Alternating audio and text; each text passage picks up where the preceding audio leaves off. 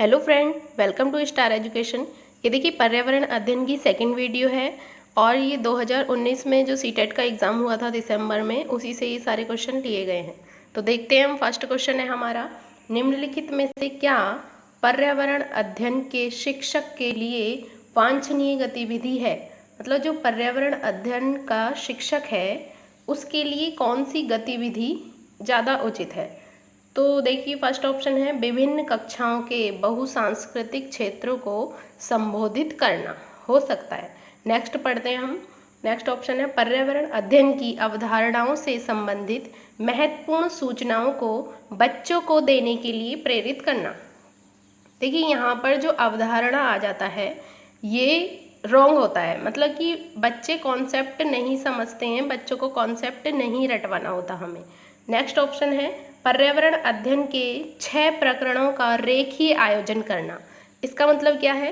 देखिए मैंने बताया था आपको 6 थीम्स दी गई हैं एनसीईआरटी बुक्स में 5th तक की प्राइमरी लेवल पर, तो उन्हीं के ऊपर पूरा हमारा सिलेबस जो है वो डिपेंड है, तो ये भी ऑप्शन रॉन्ग हो जाएगा।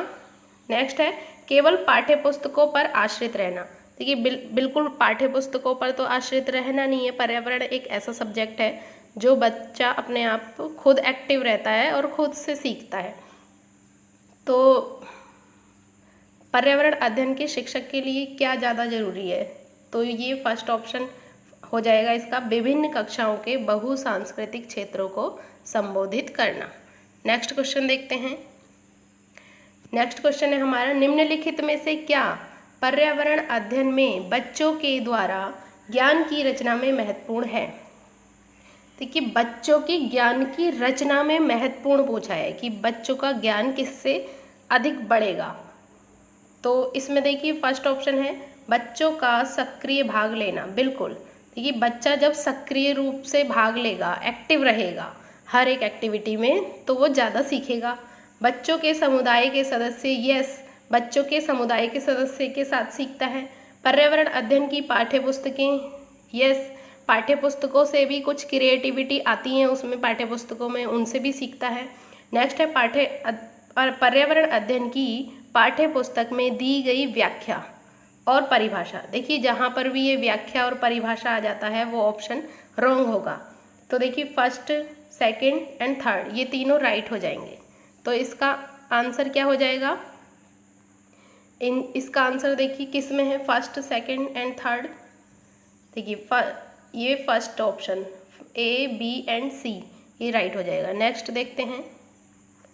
नेक्स्ट क्वेश्चन है हमारा, बच्चों को पर्यावरण अध्ययन सीखने में प्रभावशाली तरीके से जोड़ा जा सकता है। देखिए सबसे प्रभावशाली तरीका प्राइमरी लेवल पर कहानियाँ होता है। बच्चों को कहानियाँ सुनना बहुत पसंद होता है और हम कहानियाँ सुनाकर उनको पर्यावरण सिखा सकते हैं। तो सबसे प्रभावी तरीका कहानियाँ हो गया। तो देखिए वृत्तांत भी कहानी की तरह होता है और कहानियाँ, ये दोनों सबसे प्रभावशाली तरीके हैं। देखिए नेक्स्ट है शिक्षक के द्वारा अवधारणाओं को प्रभावशाली व्याख्या। देखिए लेक्चर तो बच्चे सुनते ही नहीं है, व्याख्या। नेक्स्ट है अवधारणाओं का प्रभावशाली प्रदर्शन और व्याख्या, ये भी रॉन्ग हो जाएगा। तो राइट ए एंड बी ये दोनों राइट हो जाएंगे। इसका आंसर क्या हो जाएगा? इसका आंसर हो जाएगा बी, ए एंड बी दोनों। नेक्स्ट क्वेश्चन देखते हैं। नेक्स्ट है हमारा, पर्यावरण अध्ययन के शिक्षक के द्वारा बच्चों को जानवरों का अवलोकन और उनका चित्र बनाने को प्रेरित करने का उद्देश्य है। देखिए शिक्षक ने बच्चों से कहा कि तुम जानवरों का अवलोकन करो और उनका चित्र बनाओ। तो बच्चों में मतलब क्या उद्देश्य होना चाहिए इसका? तो बच्चों में सृजनात्मकता का विकास करना, यस, बच्चों में सृजनात्मकता का विकास करना भी इसका उद्देश्य होगा। बच्चों में अवलोकन और रचना कौशलों का विकास करना। देखिए अगर बच्चा अवलोकन करेगा तो अवलोकन और रचना कौशलों का तो विकास होगा ही, क्रिएटिविटी आएगी उसके अंदर। बच्चों में सौंदर्यगत संवेदना का विकास करना, ये भी राइट हो जाएगा। तो देखिए इसमें कौन सा ऑप्शन हो जाएगा सही? ए, बी और सी, ये देखिए डी। नेक्स्ट क्वेश्चन देखते हैं। नेक्स्ट क्वेश्चन है हमारा, पर्यावरण अध्ययन में शिल्प कला और चित्रकला को समूह में करके सीखने पर बल दिया जाता है। देखिए, चित्रकला को और किसी चीज़ को बनाने की, शिल्प कला को समूह में बिठाया जाता है बच्चों को, तो उसको किस चीज़ को सीखने पर ज़्यादा बल दिया जाता है इससे। तो ऑप्शन है हमारा, कक्षा की अनुशासनहीनता को रोकने के लिए समूह में सीखना शिक्षक के लिए एक आसान और बहुत प्रभावशाली युक्ति है। रॉन्ग हो जाएगा ये। क्यों? क्योंकि अनुशासनहीनता, इससे जरूरी तो नहीं अनुशासनहीनता ना हो। नेक्स्ट है, समूह में सीखना सहपाठी द्वारा सीखने को प्रोत्साहित करता है। यस, जब बच्चा समूह में सीखता है तो वो एक दूसरे को देखकर ज़्यादा करने की कोशिश करता है, तो वो सीखने को प्रोत्साहित करते हैं एक दूसरे को। नेक्स्ट है हमारा, समूह में सीखना कक्षा में सामाजिक अंतःक्रिया को बेहतर करता है। देखिए, सामाजिक अंतःक्रिया बहुत ही पॉजिटिव वर्ड है। जिस भी ऑप्शन में आपको ये दिखता है सामाजिक अंतःक्रिया, तो वो राइट ही होता है। नेक्स्ट है हमारा, समूह में सीखना पर्यावरण अध्ययन के पाठ्यक्रम को समय पर पूरा करने में सहायता करता है। ये भी रॉन्ग हो जाएगा। देखिए, समूह में सीखना पर्यावरण अध्ययन के पाठ्यक्रम को समय पे पूरा करने में सहायता नहीं करता है, तो ये रॉन्ग हो जाएगा। तो इसका आंसर कौन सा हो जाएगा? फर्स्ट एंड सेकंड ए में दे रखा है, ए और बी, ये दोनों आंसर। ये समूह में सीखना, एक मिनट, इसका आंसर कौन कौन सा सही हो जाएगा? एक तो बी, समूह में सीखना सहपाठी द्वारा सीखने को प्रोत्साहित करता है, और एक सी, समूह में सीखना कक्षा में सामाजिक अंतःक्रिया को बेहतर करता है। तो बी एंड सी देखेंगे हम किस में है, बी एंड सी, ये है सी, केवल बी और सी, ये इसका आंसर हो जाएगा। नेक्स्ट क्वेश्चन देखते हैं। नेक्स्ट है हमारा, निम्नलिखित में से क्या पर्यावरण अध्ययन को सीखने का सबसे प्रभावशाली संसाधन है? सबसे प्रभावशाली पूछा है हमें। देखिए, परिवार के सदस्य, यस, सबसे पहले बच्चा परिवार के सदस्यों से ही सीखता है।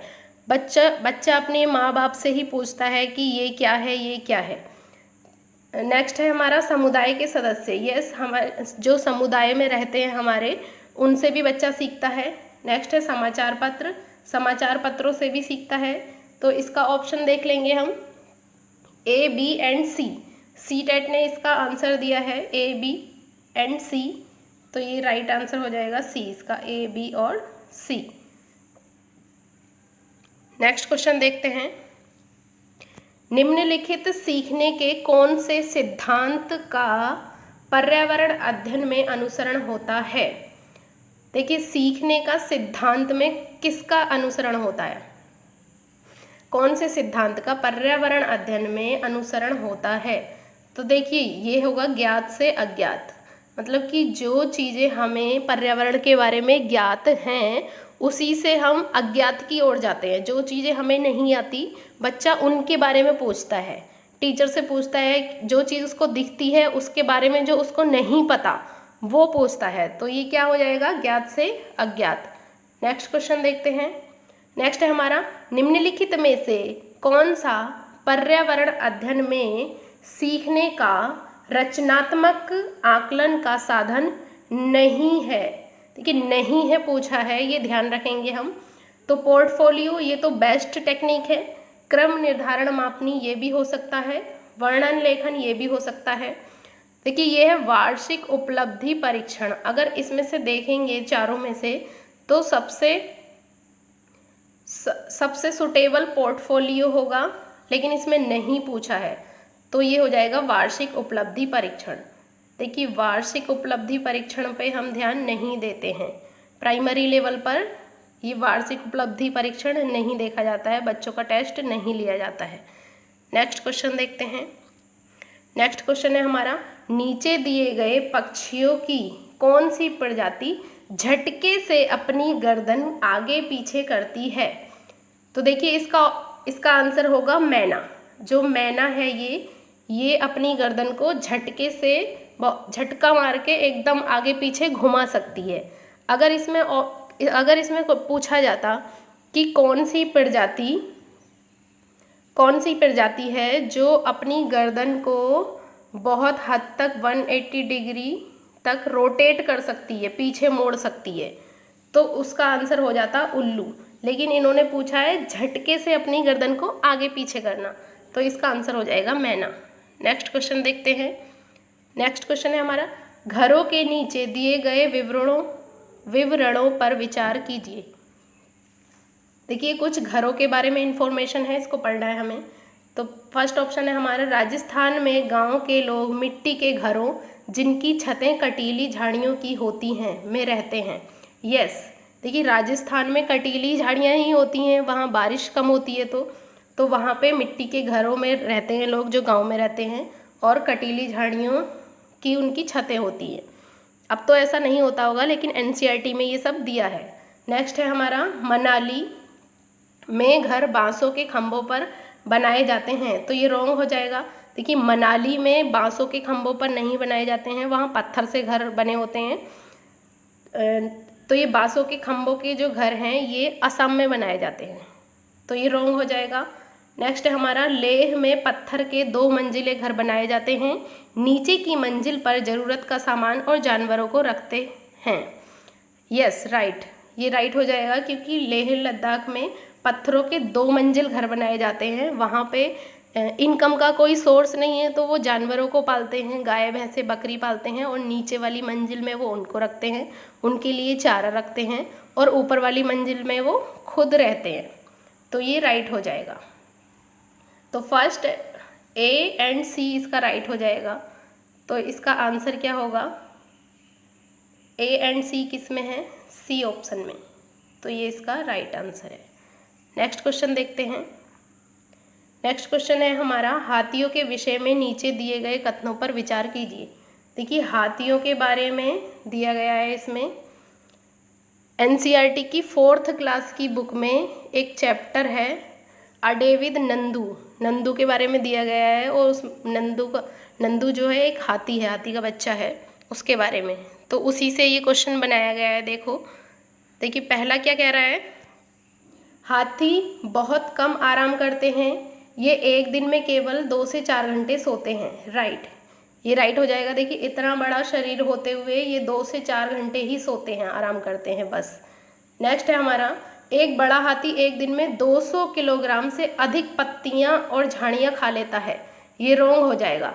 क्यों? क्योंकि एक दिन में एक हाथी केवल 100 kg तक खा सकता है, 100 किलोग्राम तक पत्तियां और झाड़ियां खा सकता है, तो ये 200 किलोग्राम दे रखा है, इसलिए ये रॉन्ग हो जाएगा।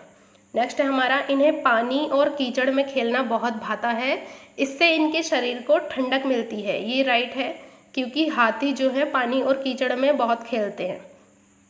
नेक्स्ट है, किसी हाथियों के झुंड में सबसे बुजुर्ग हथनी ही सभी फैसले लेती है। ये बिल्कुल राइट हो जाएगा। देखिए हाथी जो है झुंड में रहना पसंद करते हैं, और इनमें जो सबसे बुजुर्ग हथनी होती है वही उस झुंड की लीडर होती है। देखिए 10 से 12 वर्ष की उम्र में जब एक हाथी का बच्चा होता है, 10 से 12 वर्ष की उम्र में इस झुंड को छोड़ देता है और वो अकेला ही घूमता है। और इस जो ये जो हाथियों का झुंड होता है, इसमें सिर्फ फीमेल हथनियाँ और बच्चे ही रहते हैं सिर्फ। ओके, तो इसका आंसर क्या हो जाएगा? इसका आंसर हो जाएगा सही कौन कौन से हैं इसमें, ए सही है, एंड सी एंड डी, ए सी और डी, ये इसका आंसर है। ए सी और डी किस में है, ये देखिए ए सी और डी ऑप्शन इधर उधर करके दे रखे हैं, ये देखिए कंफ्यूजन करने के लिए है ये, तो इसका सी आंसर हो जाएगा। ओके, आज हम इतने ही क्वेश्चन करेंगे और नेक्स्ट क्वेश्चन हम नेक्स्ट क्लास में करेंगे। अगर आपको वीडियो अच्छी लगती है तो वीडियो को लाइक करें, सब्सक्राइब करें चैनल को और शेयर करें। Thank you.